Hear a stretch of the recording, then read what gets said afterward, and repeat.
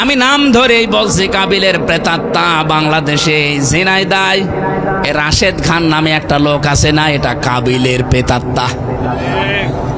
কাবিলের সাথে ওর জীবনের মিল আছে। যে যাই করুক না কেন, একটা গোষ্ঠীর ওপরে দোষটা চাপিয়ে নিজেকে ভালো সাজায়, এটা কাবিলের গুণ।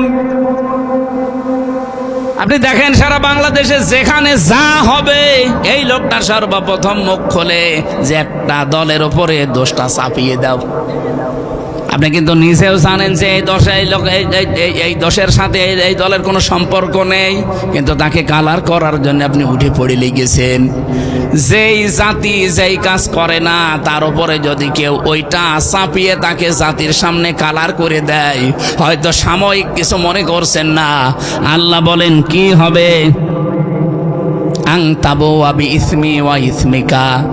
হাবিল বলেছিল, ভাই কাবিল, আমি চাই আপনি আমার উপরে জুলুম করে, অত্যাচার করে, অতর্কিত হামলা করে আমাকে মেরে ফেলার মাধ্যমে যে পাপ হবে, এই পাপটা আপনি বহন করেন। আর আমাকে মেরে ফেললে যেহেতু আমি নিরপরাধ, কারণ একটা মানুষকে মেরে ফেললে অন্যায়ভাবে সেই লোকটা জান্নাত পাবে, কিন্তু যেই লোকটা মেরে ফেলেছে তার চারটা শাস্তি।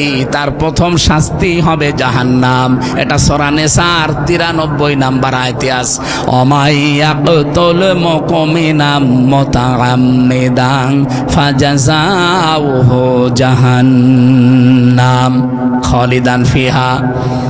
আল্লাহ পাক বলেন, কোন মানুষ যদি ইচ্ছা করে কাউকে মেরে ফেলে, তার প্রথম শাস্তি হবে জাহান্নাম। 2 নম্বরে চিরকাল সে সেখানে থাকবে। 3 নম্বরে গাদিবাল্লাহু আলাই, আল্লাহ নিজে তার উপরে রেগে থাকবেন।